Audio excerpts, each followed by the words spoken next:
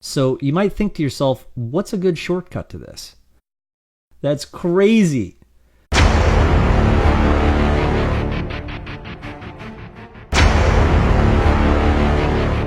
So what we'll do is I'm going to type in our new awesome domain name, affiliateshortcut.com.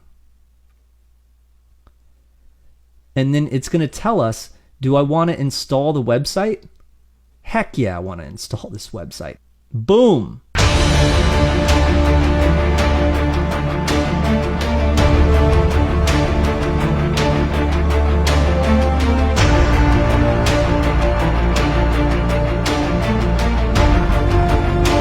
All right, so we're about to go live. It's 9:43.